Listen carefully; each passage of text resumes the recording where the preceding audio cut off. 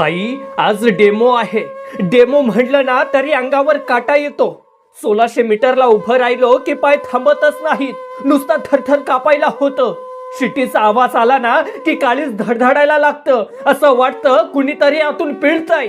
अर्ध्यापर्यंत धावलो की पोटात कळ यायला लागते, तरी थांबत नाही. पोट धरून का होईना पण पळतोच.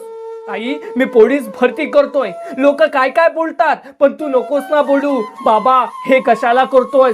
कारण मी खरंच जीव तोडतोय, मन लावून प्रयत्न करतोय. गोळा हातात घेतला ना की तो खूप जड वाटतो.